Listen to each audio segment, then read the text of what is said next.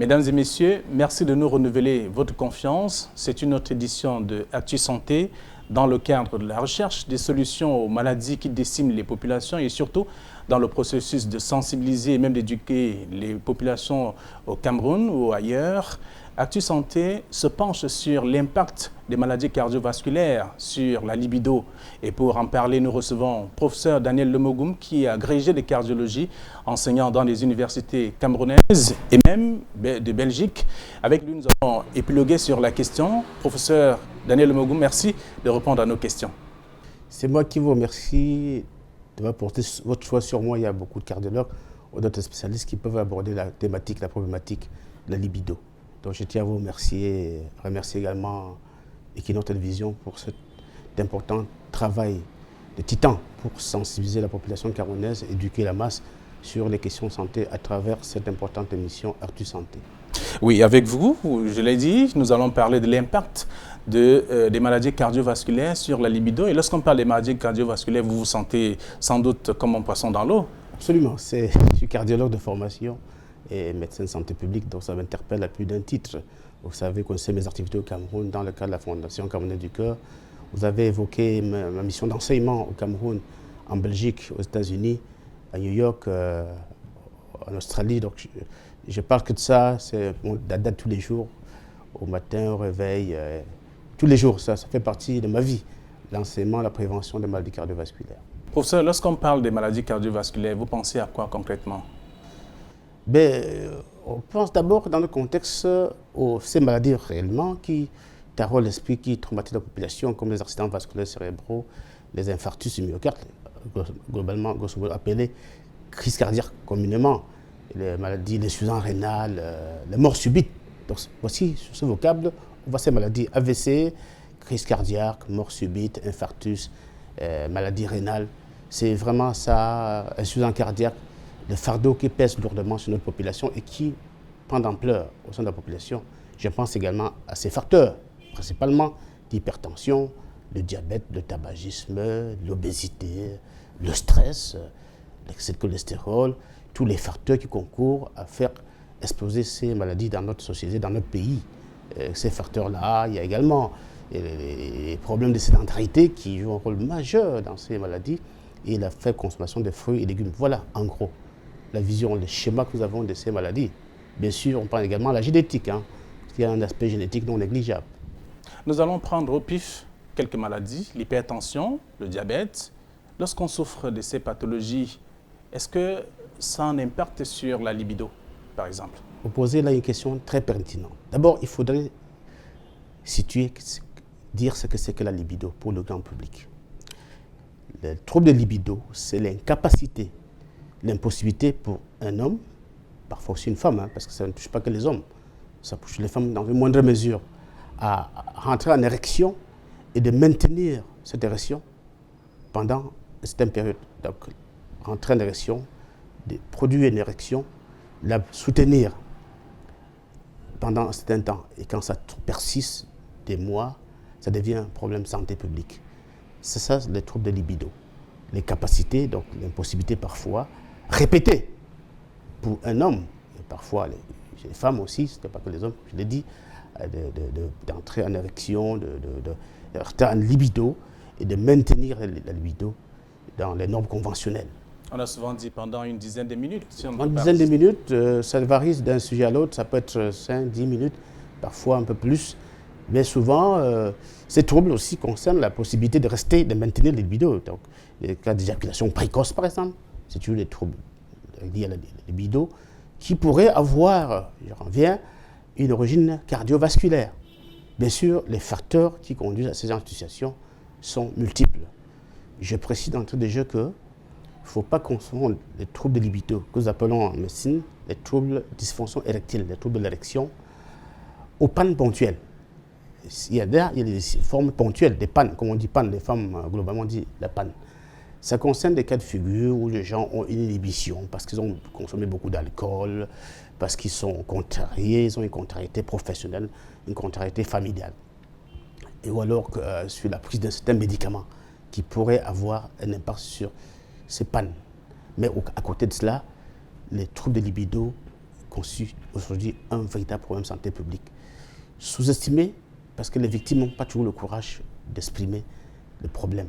Il faut beaucoup de temps pour que les victimes se présentent en consultation et expriment leurs besoins. Souvent, dans les couples, les femmes culpabilisent leur mari de fidélité. C'est le symptôme la plein courant que les femmes rapportent à notre niveau en consultation. La femme pense que l'homme l'a trompée et l'homme souffre en interne parce que c'est quand même un problème qui crée des frustrations et même d'agressivité au sein du couple. Bon, j'en viens donc aux facteurs cardiovasculaires qui pourraient prédisposer à ces troubles de libido, des troubles de rythme. Vous savez, pour développer une érection et la soutenir, son soutien, son maintien longtemps, dépend des quantités d'oxygène présentes au niveau de l'artère nourricière du pénis. Pour tenir l'orgasme, on a besoin d'une quantité de sang qui arrive au niveau de l'artère pénienne. Donc, quand vous voyez au niveau des coronaires, même chose pour les artères qui vont au cerveau, le cœur est irrigué, l'organe génital également irrigué, y compris le pénis. Donc, lorsque la quantité de sang qui parvient pour favoriser et entretenir l'orgasme, cette quantité de sang est faible parce que l'oxygène qui permet de garder la contractilité de la paroi artérielle est faible, suite le plus souvent à l'agression de la paroi artérielle par les facteurs de risque cardiovasculaire. Beaucoup de gens l'ignorent. Les mêmes facteurs de risque qui causent l'AVC sont très souvent à l'origine des troubles de la fonction érectile. Donc l'hypertension qui va agresser la paroi artérielle, le diabète qui agresse la paroi artérielle, l'obésité qui agresse la paroi artérielle, la consommation excessive d'alcool chronique agresse la paroi artérielle, le tabagisme, la sédentarité, tous ces facteurs-là, connus, peuvent entraîner la lésion de la paroi artérielle, ce qu'on appelle la dysfonction endothéliale. Cette lésion de la paroi artérielle fait qu'il y a un phénomène d'artériosclérose qui se constitue de dépôt de graisse au sein de la paroi et ça empêche l'oxygène d'être présent au moment où le flux du sang doit arriver au niveau du pénis pour l'orgasme. Donc ces facteurs-là sont très très fortement incriminés, plus qu'on le pense, dans le problème de libido chez les hommes. Et pas seulement chez les hommes. Professeur, je voudrais davantage que les téléspectateurs puissent comprendre parce que c'est beaucoup plus académique, ce que vous avez développé tout à l'heure. Mais pour la bonne compréhension, on devrait comprendre que quelqu'un qui souffre soit de l'hypertension, soit du diabète, qui est habitué à consommer de l'alcool ou encore du tabac, peut connaître la faiblesse sexuelle. au niveau la faiblesse sexuelle. Effectivement, vous faites bien de le pointer.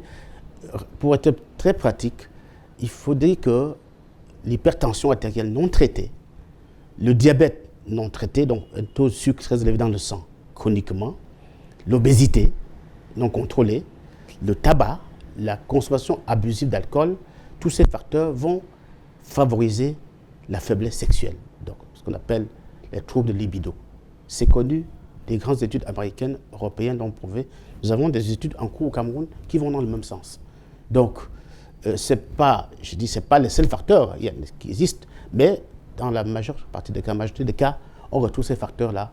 Le diabète principalement, l'hypertension, l'obésité, c'est vraiment les facteurs qui viennent en tête de peloton en termes de facteurs de risque cardiovasculaire favorisant des troubles de libido. Bien sûr, j'ai parlé tout à l'heure des troubles occasionnels, des troubles de panne, comme on dit, qui sont souvent favorisés par l'alcool, le stress. N'oubliez pas le stress. Le stress joue un rôle très important et c'est très fréquent. Les fonds fonctionnels dans les couples. Les couples, il y a un désaccord, des disputes, il y a les frustrations professionnelles. Et ça peut favoriser les troubles de libido. Et malheureusement, comme vous le savez, les frustrations que ça crée au sein du couple, ça crée des conflits familiaux, ce qui crée un cercle vicieux dans lequel les hommes plongent et en sortent difficilement. Il faut quand même dire, heureusement, que la plupart du temps, on peut corriger ces troubles de libido. Pour ce qui concerne les facteurs de risque cardiovasculaire, lorsque l'hypertension est bien traitée, bien contrôlée, les troubles disparaissent. Lorsque le diabète est bien contrôlé, ces troubles disparaissent. Lorsque l'obésité est combattue, on perd du poids, on maigrit, ça disparaît. Lorsqu'on arrête ou réduit la consommation d'alcool, les bénéfices sont indiscutables. Alors, lorsque je voudrais rappeler à nos téléspectateurs que nous parlons de l'impact des maladies cardiovasculaires sur la libido et avec les facteurs de risque. Et quand vous parlez des facteurs de risque, vous faites allusion au stress, qui est également un problème aussi, un problème véritable. Et surtout, lorsque vous êtes stressé, je voudrais dire permanemment, vous avez parlé de couple tout à l'heure. Dans les couples, il y a toujours des dysfonctions, je voudrais dire des mésententes. Lorsque c'est prolongé, lorsque c'est répété ou à répétition, est-ce que ça peut aboutir à créer cette faiblesse sexuelle chez l'homme? Absolument, absolument. C'est d'ailleurs pour cette raison que pour aborder de façon exhaustive ce sujet, il faudrait associer les psychiatres qui abordent ces aspects de conflits dans les conjugaux qui auto-entretiennent le stress. Et ces conflits largués font que le stress s'installe et il y a une désinhibition même psychologique de l'appétit, du désir sexuel. Ces conflits inhibent les désirs sexuels. Et pour l'homme, et pour la femme aussi parfois. Donc les conflits conjugaux jouent un rôle majeur dans les troubles de libido. C'est beaucoup plus important qu'on le pense. À la fois sur le plan neurologique, parce que ça affecte le psychique, mais également sur le plan cardiovasculaire, parce que le stress engendré va affecter les artères, au même titre que l'hypertension, le diabète, parfois même plus gravement.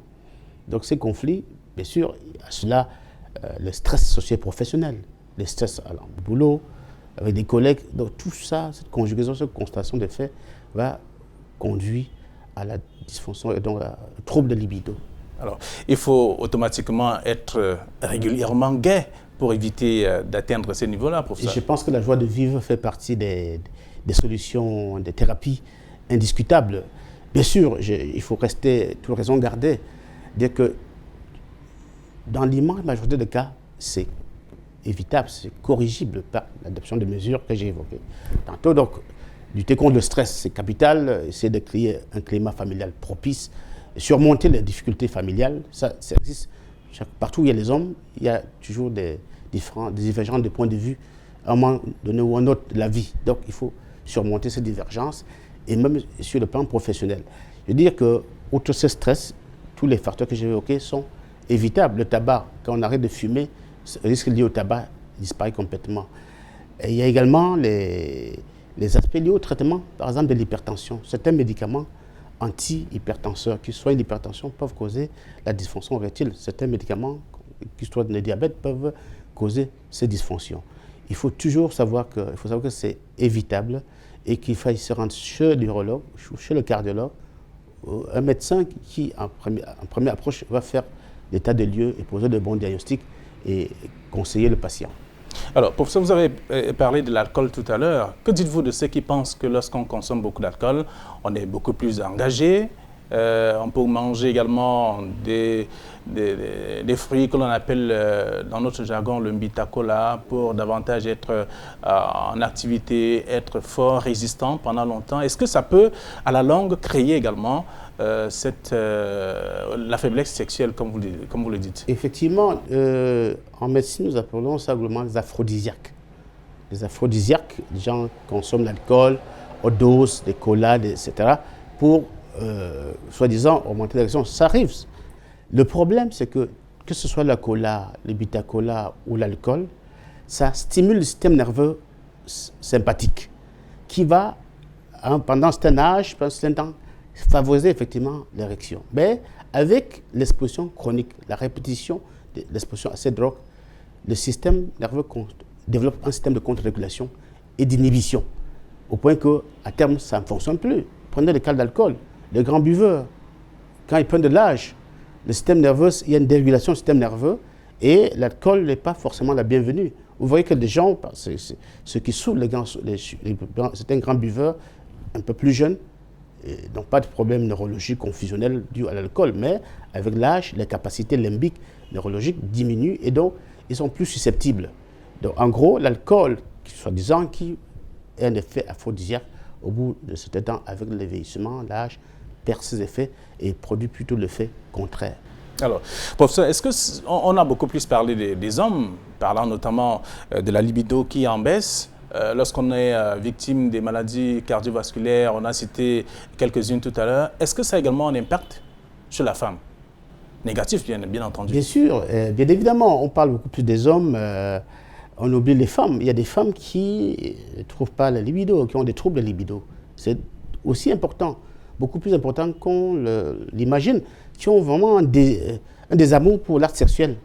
Souvent pour des raisons neurologiques, psychologiques, aussi comme on a évoqué, le stress, mais parfois c'est organique dans la constitution de l'appareil génital féminin. Il peut y avoir des malformations qui favorisent cela. Il y a également les problèmes neurologiques de façon globale et parfois certaines questions, problèmes endocriniens, donc liés aux hormones dans l'organisme globalement, et parfois certaines affections tumorales ou des lésions traumatiques.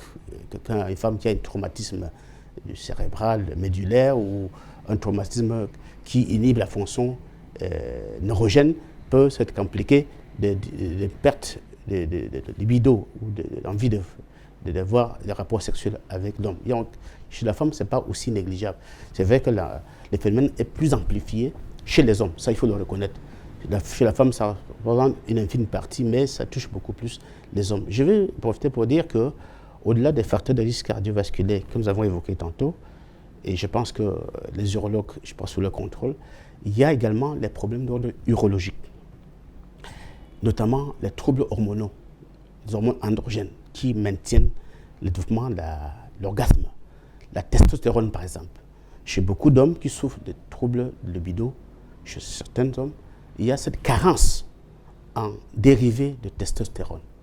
Au point que, il faut quand même préciser que ce n'est pas une fatalité. Il y a moyen de corriger et de donner ces dérivés et leur permettre de garder une vie sexuelle optimale. Donc, je voulais soulever cette volet. Et bien sûr, des causes traumatiques, des causes tumorales qui peuvent, c'est un cancer, c'est une tumeur, même bénigne, qui peuvent altérer la fonction érectile, la libido. Donc, ça, c'était important de situer le contexte au-delà des facteurs qu'on a évoqués tout à l'heure. Il y a un avant des facteurs, mais nous avons évoqué ce qui concerne mon domaine plus important et qui, malheureusement, impacte beaucoup ces problèmes de libido.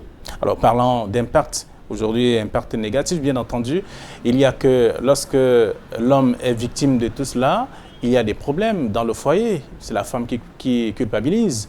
Et qui se met à dire beaucoup de choses. C'est l'homme qui est allé, avant d'arriver à la maison, a fait un tour à gauche ou à droite. Pourtant, c'est qu'il y a un problème véritable causé par sans doute les facteurs de risque des maladies cardiovasculaires, par exemple, ou encore parce qu'on n'a pas pris en charge l'hypertension, le diabète et autres maladies qui rentrent dans le cadre de votre spécialité. Alors, puisqu'on reste et puisqu'on parle de tout cela, je voudrais bien, avec les téléspectateurs, qu'on comprenne aussi avec vous qu'est-ce qu'on peut bien faire, qu'est-ce qu'on peut trouver comme solution à tous ces facteurs-là. Bien, vous avez évoqué un peu l'aspect, la perception de ces troubles de la libido par la femme. Je souhaite d'abord, d'entrée de jeu, qu'on sache que ces problèmes sont réversibles dans l'immense majorité des cas. Ça peut être des troubles occasionnels, ponctuels, circonstanciels, psychiques, comme on l'a dit. La dame, le couple, c'est l'ensemble du couple qui doit être impliqué dans la recherche de solutions. Donc, la culpabilisation de l'homme parce qu'il est infidèle, tout ça, ce n'est pas toujours vrai. Et les hommes ont difficile à se justifier. D'abord pour des raisons d'ego, les hommes deviennent agressifs parce qu'ils n'arrivent plus à atteindre l'érection. Ça crée, je vous assure, c'est un cercle vicieux terrible. Parce qu'il ne se sent pas, il perd sa dignité, il se sent humilié quand il ne peut pas tenir un acte sexuel vis-à-vis de la femme. À terme, ça le rend agressif, la femme est nerveuse. Donc c'est un problème qui nécessite une prise en charge globale. D'abord, consulter des spécialistes. Les psychiatres, je l'ai évoqué tout à l'heure, ont leur rôle à jouer. Les psychiatres vont cerner des aspects psychologiques qui pourraient influer, impacter le couple, donner les conseils appropriés et parfois prescrire les médicaments psychogènes appropriés. Attention, j'ai parlé des médicaments qui causaient les troubles de libido. Il y a aussi des antidépresseurs, il y a un avalanche de facteurs. Donc, première approche, aller chez le médecin, soit l'urologue, soit le psychiatre, soit le neurologue, soit le cardiologue. Et la porte d'entrée devrait d'abord être le médecin généraliste, si c'est possible. Il faut que vous avez rencontré déjà ou le spécialiste, il fait le tour du problème, on cerne le problème. C'est important d'interroger le couple d'abord séparément parfois, parce que parfois l'homme n'a pas le courage de tout dire devant la femme et vice-versa. Donc c'est important, un examen médical bien conduit en gardant bien sûr le secret médical qui entoure notre profession. Une fois que les problèmes sont cernés, on apporte des solutions. Je vous rassure, pour l'hypertension, les preuves scientifiques sont là. Mon expérience en tant que médecin avec mes patients, chaque fois que les gens sont bien traités, qu'ils prennent des médicaments et que leur pression est baissée, ça va toujours. Le diabète, c'est pareil. Quand le taux de sucre est rabaissé, ramené à la normale, ça va toujours. Quand l'obésité est combattue, les troubles disparaissent. Les troubles psychologiques, il faut des conseils, il faut trouver toutes les voies pour qu'il y ait l'harmonie dans la famille et dans son emploi. Maintenant, en attendant que tout cela se mette en place, souvent, il y a des médicaments qui permettent de renforcer, d'accompagner les patients temporellement, le temps que les choses rentrent dans l'ordre physiologique. Donc, je dis aphrodisiaque, c'est trop dit, il y a des médicaments bien spécifiques qui permettent de favoriser, de reprendre la libido. Bien sûr, attention, ces médicaments doivent être prescrits par des médecins spécialistes, notamment par des cardiologues, après avoir vérifié que le patient ne prend pas d'autres médicaments qui pourraient favoriser l'arrêt cardiaque. Vous êtes bien au courant, Flavien, du cas des hommes qui décèdent dans les hôtels. Le nombre est inestimable, c'est crescendo tous les jours. Hein, des gens qui décèdent parce qu'ils ont pris des potions magiques ou même des médicaments bien codifiés pour l'érection, qui favorisent l'érection, et qui décèdent pendant l'acte sexuel. Les filles, les maîtresses disparaissent. C'est un problème réel au sein de notre société, dans notre pays. Je vais simplement dire à tous les hommes, lancer un appel, de ne devoir pas avoir honte de rencontrer le médecin. Ne pas prendre ces médicaments, ces potions magiques qu'on vend dans les rues et dans les pharmacies, sans l'avis préalable du cardiologue, surtout quand on est porteur d'un facteur de risque. Qu'on prend des médicaments à visée cardiovasculaire. Parce que certains de ces médicaments, conjugués, pris ensemble en même temps que ces médicaments qui facilitent l'érection, peuvent créer une crise cardiaque. C'est connu. Donc ces décès qu'on entend par-ci par-là dans notre pays liés à l'acte sexuel sont dus au fait que les gens prennent des médicaments sans contrôle médical préalable. A priori, tous ces médicaments peuvent être pris, même par des gens souffrant des maladies cardiaques sévères, pour autant que le cardiologue s'assure qu'il n'y a pas des médicaments qui interfèrent avec ceux permettant de corriger les troubles de libido. C'est très important. C'est très important. En réalité, il y a très peu d'interdictions. Et quand le besoin se pose, nous supprimons certains médicaments dits vasodilatateurs pour prescrire ceux qui ne peuvent pas interférer avec ces médicaments. On est obligé parce que, même sans vous le dire, parfois tu prenez le décès subit d'un patient qui, en général, est bien contrôlé. Donc, il y a des solutions. Il y a des solutions psychologiques et thérapeutiques qui permettent de régler ces problèmes.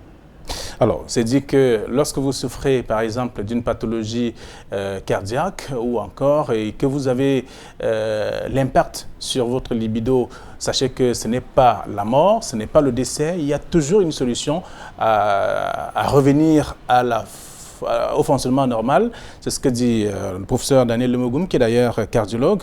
Et professeur, nous allons sortir de l'émission dans un instant. Il est nécessaire de faire un bref rappel de tout cela. Nous parlons des facteurs, de l'impact des facteurs de risque des maladies cardiovasculaires sur la libido. Pour ceux qui nous prennent à l'instant, qu'est-ce qu'ils peuvent comprendre de manière résumée? De manière résumée, je voudrais dire que les troubles de libido sont en majorité causés par les facteurs de risque cardiovasculaire et par certaines maladies cardiovasculaires. Et que ces troubles sont évitables. Ce n'est pas une fatalité. Il faut savoir que c'est réversible dans l'immense majorité de cas. Lorsqu'on contrôle ces facteurs de risque, faire du sport pour permettre d'éviter cela, traiter l'hypertension pour permettre de corriger ces troubles. Si on est diabétique, se faire soigner, suivre par un diabétologue, corriger son diabète peut permettre d'éviter ces troubles. Lorsqu'on souffre de problèmes de lipides ou d'obésité, corriger l'obésité, des problèmes de lipides, permet de corriger cela. L'abus d'alcool, lorsqu'on réduit la consommation d'alcool, je n'ai pas dit interdiction d'alcool, j'ai dit réduit la consommation d'alcool, les bénéfices sont souvent, pour ce qui concerne l'alcool, immédiats. les bénéfices les plus rapides, c'est l'obésité et l'alcool. C'est immédiat, le tabac aussi. Donc, ce n'est pas une fatalité. Et puis, une fois de plus, dans certains cas, les cas considérables, le stress lié aux conflits conjugaux, il joue un rôle important.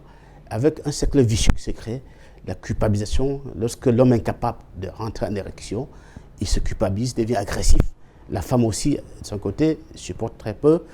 Pour l'homme, la virilité d'un homme, c'est gage de l'excellente harmonie. D'un couple, nous sommes tous d'accord que l'acte sexuel est un élément majeur, central de l'harmonie et la vie, la bonne santé d'un couple. Donc, chacun doit faire un effort pour que cette bonne santé du couple, le développement, l'épanouissement du couple soit assuré, bien sûr. Le développement économique, la prospérité dépend de ça, des enfants aussi. Mais je vais dire des choses. Si on prévient l'hypertension, si on prévient l'AVC, si on prévient la crise cardiaque, on prévient ces troubles de libido. C'est le même message. Les mêmes facteurs, les mêmes causes produisent les mêmes effets. Donc, si on corrige ces facteurs de risque, on prévient les troubles de libido, on prévient également l'AVC, on prévient l'infarctus, on prévient l'insuffisance rénale, on prévient l'insuffisance cardiaque, on prévient la mort subite.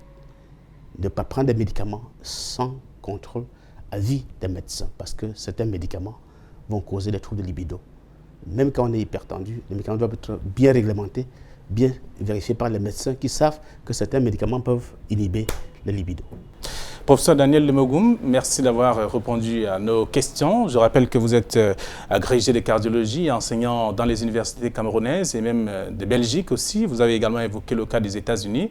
Merci d'avoir expliqué au grand public ce que c'est ou alors l'impact que cela peut avoir dans le fonctionnement normal de l'homme qui souffre, c'est vrai, de l'hypertension, du diabète, du stress et autres qui peuvent conduire donc à l'échec de la libido et tout cela qui peut créer aussi un environnement pas propice dans un couple. Donc, il y a toujours des solutions telles que vous l'avez évoqué. Merci d'avoir répondu à nos questions et merci également à nos chers téléspectateurs qui sont restés davantage regardants sur ce qui est fait dans le cadre de Actu Santé. Donnons nos rendez-vous pour la prochaine édition. Au revoir.